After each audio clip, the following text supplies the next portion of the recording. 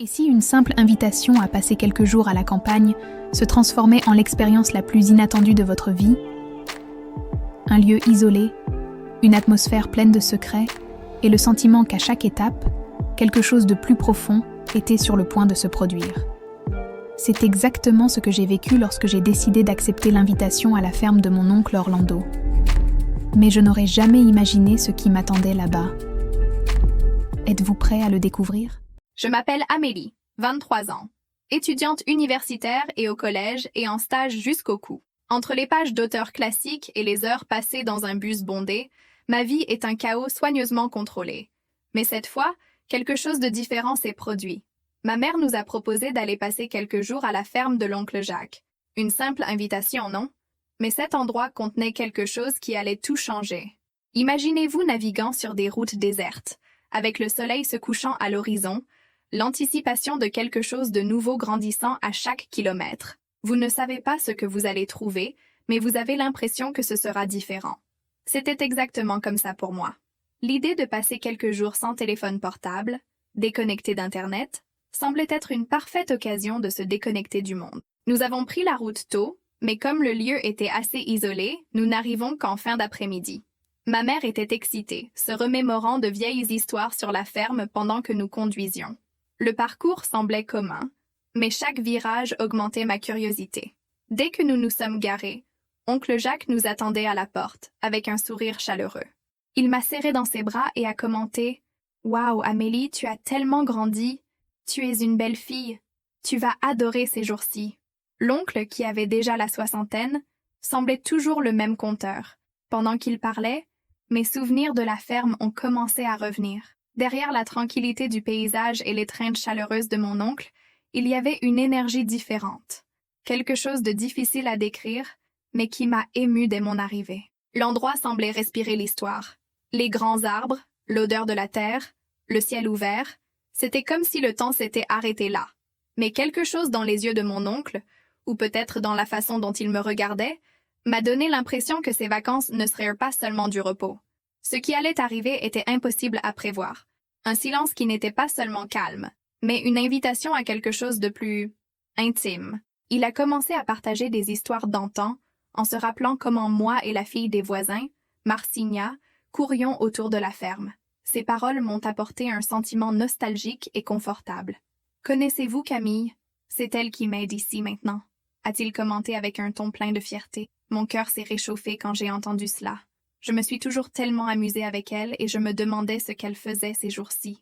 Après de nombreuses conversations, la fatigue du voyage a commencé à faire des ravages. Nous avons décidé de nous reposer tôt. Avant de monter, oncle Jacques, de cette façon enjouée, a dit « Tôt demain, Gabriella, je vais te sortir du lit pour que nous puissions aller à la pêche. » J'ai ri, trouvant ça drôle, mais je savais qu'il était sérieux. Le lendemain, encore à moitié endormi, j'ai senti quelqu'un me donner un coup dans le bras. J'ai ouvert les yeux et il était là, le sourire aux lèvres. « Allez, paresseuse, ta mère est déjà dehors en train de cueillir des fruits. Change de vêtements et viens. » Pendant un moment, j'ai été un peu gênée par sa spontanéité en entrant dans ma chambre, mais c'était typique de l'oncle Orlando d'être si détendu. Nous avons marché jusqu'au lac, juste nous deux. En chemin, il demanda, avec ce ton de curiosité affectueuse, « Et les petits amis, hein? Une jolie fille comme celle-là doit être pleine de prétendants. » Je rougis instantanément, détournant le sujet avec un rire nerveux. « Ah, mon oncle, je n'ai même pas le temps pour ces choses-là, » répondis-je en changeant le sens de la conversation. Le lac était serein, l'eau reflétant le ciel bleu. Ma mère nous a rejoints peu après, portant un panier plein de fruits frais. Nous installons nos cannes à pêche et nous installons au bord de l'eau. L'atmosphère était légère et la tranquillité du moment semblait éliminer tout souci. Au bout d'un moment, j'ai senti une forte traction sur la ligne. Mon cœur s'est accéléré et tout le monde a commencé à m'encourager. Finalement, j'ai réussi à ramener le poisson. L'émotion était indescriptible, mais bientôt est venu le défi de décrocher le poisson. Je restais là, entre euphorie et détresse, essayant de gérer la situation pendant qu'il me riait, au nez et à la bouche. C'était un jour qui, si simple, est devenu spécial. Je savais que ces souvenirs seraient gardés pour toujours. J'ai toujours eu une certaine aversion à l'idée de manipuler ces poissons glissants. Le simple fait de regarder les écailles et les yeux écarquillés me mettait mal à l'aise. Alors, j'ai demandé à oncle Orlando de prendre le poisson pour moi. Nous sommes restés longtemps au bord du lac, profitant du calme et de l'émotion de chaque prise. Mais quand l'appât s'est épuisé, l'oncle a dit qu'il allait à la maison en chercher davantage. Alors qu'il repartait, j'ai décidé de profiter du moment pour observer le paysage.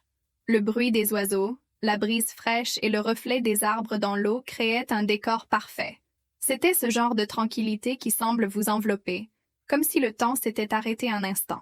Cependant, les moustiques ont commencé à apparaître et la situation est vite devenue inconfortable. J'ai décidé d'aller aussi à la maison chercher un répulsif. Quand je suis entrée, j'ai entendu des voix venant de la pièce, des rires féminins, forts et détendus. Cela m'a rendu curieux. Je m'approchais lentement, imaginant que ce pourrait être Camille, puisque son oncle avait dit qu'elle y travaillait maintenant. Un pincement à la nostalgie s'est installé et l'attente de la revoir n'a fait qu'augmenter. En m'approchant, j'ai aussi entendu la voix de l'oncle. Je suis devenu plus attentif et, avant d'être remarqué, j'ai jeté un coup d'œil par la fente de la porte. Ce que j'ai vu là-bas m'a laissé complètement paralysée. Oncle Jacques était dans une position que je n'avais jamais imaginée, assis sur le canapé, avec Camille agenouillée devant lui, clairement intime. Je n'ai pas réagi, pris entre le choc et une curiosité que je ne soupçonnais même pas avoir. Ils étaient tellement absorbés qu'ils ne remarquèrent pas ma présence. Camille, d'un ton pressant, murmura quelque chose qui sembla presser son oncle. « Vite! Avant que quelqu'un n'arrive !» Et lui, sans hésitation, a répondu en conséquence, cédant à la demande. L'espace d'un instant, je me suis sentie envahie par des sensations que je n'avais jamais ressenties. Un mélange d'incrédulité et de quelque chose de nouveau, que je n'arrivais pas à expliquer. Je restais là, immobile, observant cette scène inattendue, jusqu'à ce que l'intensité du moment me fasse reculer. Je suis sortie en courant avant qu'ils puissent me voir, oubliant complètement le répulsif. L'image de ce dont j'avais été témoin ne m'a jamais quitté la tête. C'était impossible à éviter. Je n'avais jamais vu Jacques comme ça, et je n'imaginais pas non plus qu'il y avait quoi que ce soit entre lui et Camille. Ce qu'il vivait semblait si différent, si intense, que cela m'affectait d'une manière que je ne savais pas comment gérer. Je suis retournée au lac en essayant de composer mon expression.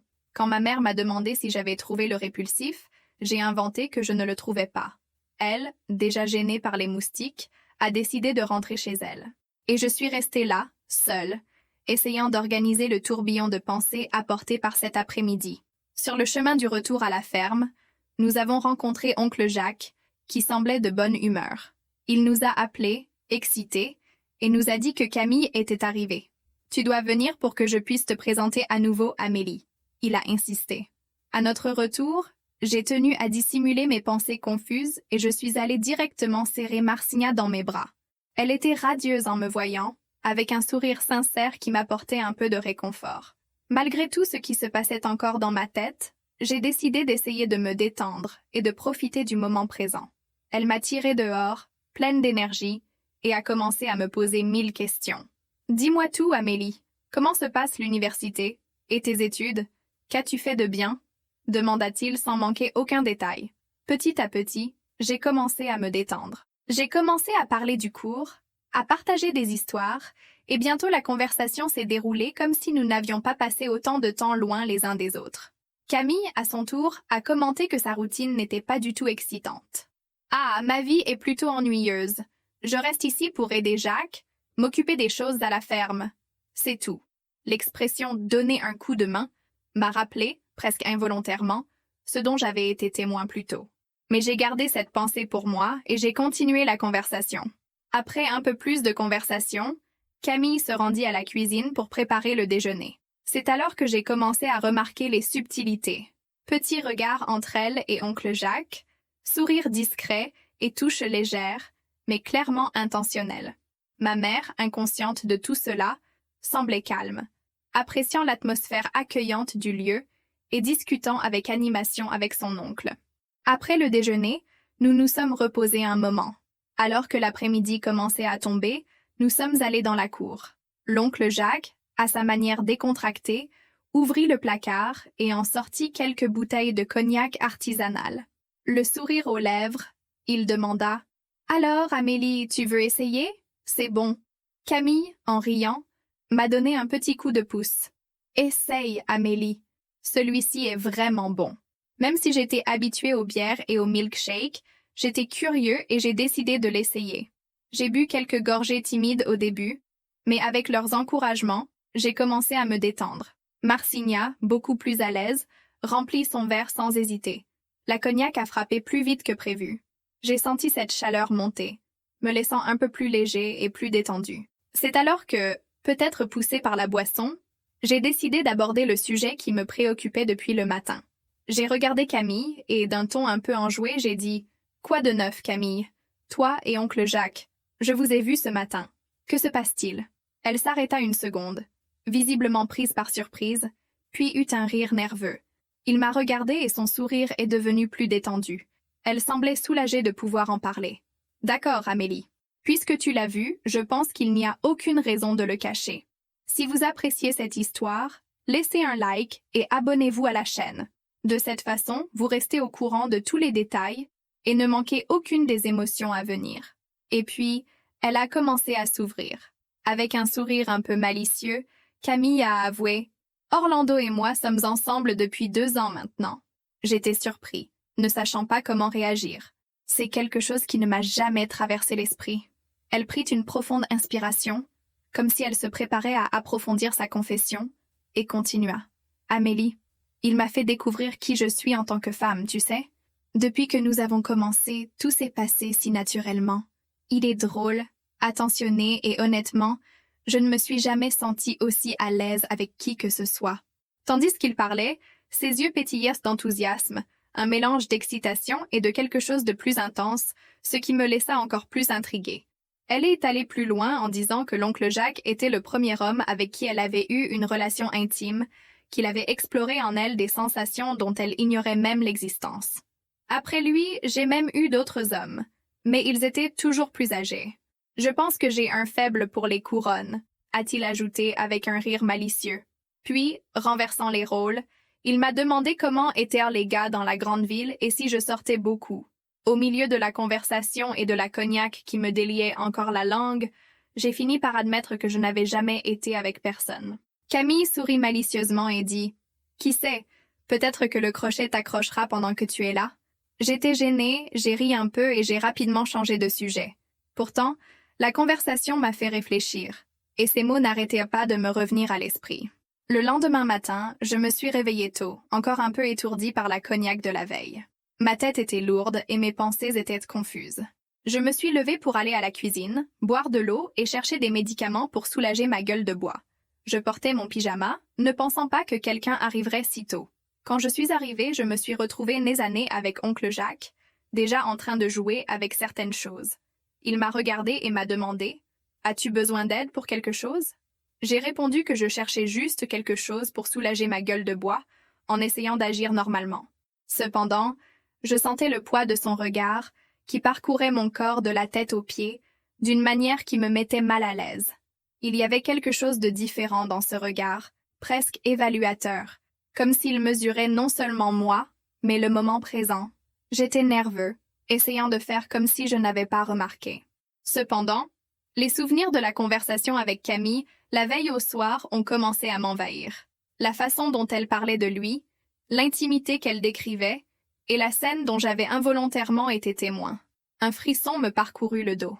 C'était un mélange d'inconfort, de curiosité et autre chose. Quelque chose que je ne pouvais pas expliquer. J'ai fini de prendre les médicaments et j'étais sur le point de retourner dans la chambre lorsqu'il a rompu le silence d'une manière inattendue. « Tu as aimé ce que tu as vu hier, n'est-ce pas ?» Mon cœur s'emballa. Je ne savais pas comment réagir.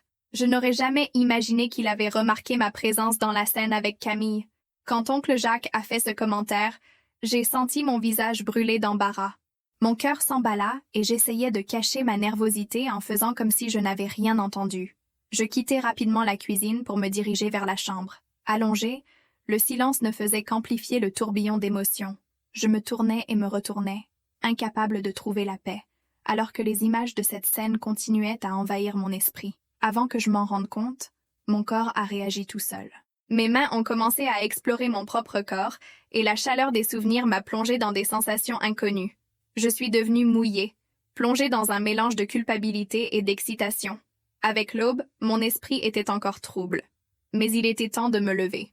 J'ai remarqué que la maison était vide. Ma mère et mon oncle devaient déjà être au bord du lac. Je suis restée dans la cuisine, attendant que des voix excitées attirent mon attention. Ils revinrent, portant des régimes de bananes et riant comme de vieux amis. Ma mère est allée préparer le café, tandis que l'oncle Jacques, toujours plein d'enthousiasme, commentait « Ce soir, je vais rôtir du maïs sur du bois. Tu vas adorer, Amélie. » Il y avait quelque chose dans la légèreté de sa voix qui laissait un mystère dans l'air, comme s'il préparait plus qu'un simple dîner. La nuit venue, l'odeur du maïs grillé sur le bois de chauffage s'est répandue dans toute la cour, et bientôt nous étions tous rassemblés. L'oncle a ramené ses petites bouteilles de cognac artisanal, insistant pour que ma mère l'essaye. À ma grande surprise, elle a accepté. Ma mère, qui buvait rarement, a commencé à se détendre, à rire bruyamment et à partager des histoires amusantes de sa jeunesse. Au fil du temps, elle a changé de plus en plus. Même si c'était amusant de la voir si légère, j'ai commencé à m'inquiéter. Elle n'était pas habituée à l'alcool et est rapidement devenue visiblement étourdie. C'est à ce moment-là qu'est arrivée Camille, avec son air vif et détendu. « Est-ce que j'ai raté la meilleure partie de la fête ?» plaisanta-t-il, entrant dans l'ambiance de la nuit. Ma mère étant déjà assez ivre, j'ai réalisé qu'il était temps de l'emmener se reposer. « Allez, maman, il est temps de dormir un peu, » dis-je en lui tenant le bras pour l'aider à se lever. Elle a marmonné quelque chose sur le fait qu'elle voulait toujours rester, mais a cédé à sa fatigue et m'a suivie jusqu'à la chambre. Dès que je l'ai allongée, elle s'est évanouie. Je suis retournée dans la cour, où oncle Jacques a levé son verre et a déclaré avec un sourire « Maintenant, la fête est sur le point de commencer. Portons un toast, Amélie. » Il m'a proposé une autre dose et, avec hésitation, j'ai accepté. Une dose en entraînait une autre, et bientôt je riais et profitais de l'atmosphère détendue. Au fur et à mesure que la nuit avançait, j'ai commencé à remarquer les petits gestes entre l'oncle et Camille, la façon dont il glissa sa main autour de sa taille, la façon dont elle se pencha vers lui avec un sourire qui en disait plus que des mots. Impossible d'ignorer la complicité qui les unissait. L'intimité était là, évidente, même dans les gestes les plus subtils. Soudain, la nuit fut interrompue par une pluie inattendue. Le vent soufflait fort et les premières gouttes commençaient à tomber. La réunion en plein air devait se terminer rapidement, mais quelque chose me disait que la soirée avait encore beaucoup à révéler. Sous la pluie battante, nous avons tous couru vers la maison, nous réfugiant dans le salon. L'environnement a changé rapidement. Le bruit des gouttes sur le toit et l'odeur de la cognac remplissèrent l'espace, créant une atmosphère particulière. Camille s'est assise à côté de l'oncle Jacques, et les deux ont continué à échanger ces regards et ces gestes subtils qui faisaient battre mon cœur plus vite. Le bruit de la pluie servait de bande-son, presque hypnotisante. Entre rires et conversations, l'oncle Jacques, avec ce sourire de quelqu'un qui prépare toujours quelque chose, a suggéré. Et si on égayait la nuit avec une astuce, mais il y aura un pari. Celui qui perdra ira directement au lac, hein? Voyons qui a le courage. L'idée semblait absurde. Sortir sous la pluie et plonger dans le lac gelé était insensé. Mais l'atmosphère détendue nous rendait heureux. Les cartes ont commencé à tourner et le jeu est devenu de plus en plus intense. Nous avons crié, ri fort, et même les provocations sont devenues plus audacieuses à mesure que le jeu s'intensifiait. Au final, Camille et moi avons lourdement perdu. Oncle Jacques n'a pas perdu de temps. Maintenant, au lac. Allez, je veux te voir entrer. Il a ajouté avec un sourire malicieux, je vais y aller, juste pour être sûr qu'ils s'en tiennent à ce sur quoi ils se sont mis d'accord. L'effet de la cognac nous a donné du courage.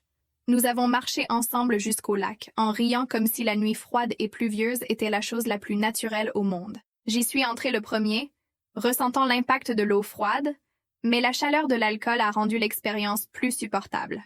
Camille arriva juste derrière en riant. À notre grande surprise, oncle Jacques a également plongé, justifiant que c'était pour vaincre la chaleur. Au bord du lac, l'ambiance détendue a pris une toute autre tournure. J'ai remarqué qu'il tenait Camille plus fermement, la rapprochant. Avant que je puisse comprendre ce qui se passait, ils se sont embrassés là, juste devant moi. La scène m'a laissé sans voix. Je restais à regarder, incapable de détourner le regard. Au bout d'un moment, oncle Jacques s'est tourné vers moi et m'a demandé sans ambages « Veux-tu le revoir ?» La question m'a pris par surprise, mais ma curiosité a pris le dessus. J'ai fini par répondre par un timide « oui ». Avec un sourire provocateur, il nous propose d'aller dans la petite pièce à l'arrière de la maison. Nous y sommes allés à pied et, en entrant, Il a immédiatement déposé Camille sur le lit. Les baisers qu'il commença à distribuer sur son corps étaient intenses, et elle lui rendit l'appareil avec une énergie presque vorace. Pendant que je regardais, mon corps semblait réagir tout seul à la scène. Au bout d'un moment, il s'est arrêté, m'a regardé directement et, d'un ton sérieux, m'a demandé « Tu veux aussi essayer ?» Camille, toujours décomplexée, a déclaré « Elle est nouvelle, hein ?» Cette déclaration semblait l'exciter encore plus. Il s'est approché de moi, m'a tendu la main et m'a demandé de les rejoindre. Les mains tremblantes de nervosité et de curiosité, je me suis approchée pour répondre à l'appel de l'oncle Jacques. Il guidait les mouvements avec une patience à laquelle je ne m'attendais pas, disant qu'il marquerait mon début, d'une manière particulière. Avec précaution et régularité, il avança lentement, explorant un territoire que j'avais gardé intact depuis des années. Chaque instant était un mélange de surprise et d'émotion. Il était délicat au début, mais révéla bientôt un côté plus gourmand. « J'en veux encore plus », murmure-t-il, suggérant d'explorer d'autres voies. J'étais inquiet et j'ai demandé, d'une voix presque brisée, de remettre cela à une autre fois. Il a accepté, respectant ma décision, et nous avons continué au rythme que nous avions déjà commencé. Au bout d'un moment, il se tourna vers Camille, qu'il observait avec un regard oscillant entre complicité et désir. Il a conclu le moment avec elle, qui semblait impatiente de participer. Nous sommes restés là, dans un état de légèreté et de fatigue, sans voix, comme si le silence parlait pour nous. Finalement, nous sommes rentrés dans la maison, chacun se dirigeant vers la douche, toujours en train de réfléchir à ce qui venait de se passer. C'était un mélange d'émotions, une curiosité rassasiée, de la nervosité et le sentiment que quelque chose avait changé au plus profond de moi. Le lendemain matin, ma mère a décidé qu'il était temps pour nous de partir. L'atmosphère dans la maison est revenue à la normale, comme si rien de tout cela ne s'était produit.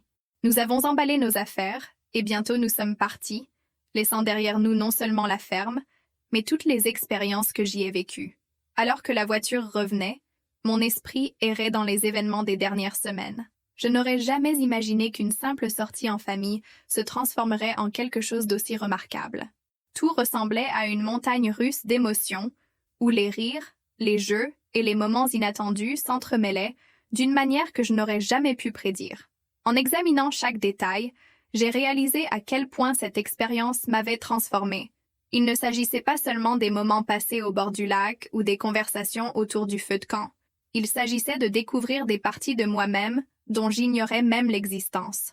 Ces jours passés au ranch m'ont ouvert les yeux sur la complexité des relations humaines et sur la façon dont les liens peuvent se former de manière si imprévisible. Même maintenant, en repensant à tout cela, je ne peux m'empêcher de sourire. C'était intense, c'était inattendu, mais c'était surtout une expérience d'apprentissage. La vie à la ferme m'a montré que, parfois, les expériences les plus folles sont celles qui laissent les traces les plus profondes. Quoi de neuf, les gars? J'espère que vous avez apprécié suivre ce voyage. Si vous l'avez aimé, laissez un like ci-dessous et dites-moi dans les commentaires ce que vous avez pensé de cette histoire. Et bien sûr, si vous n'êtes pas encore abonné à la chaîne, profitez-en et abonnez-vous pour ne pas rater les prochaines vidéos pleines d'aventures et de découvertes. Merci d'être là et à la prochaine fois.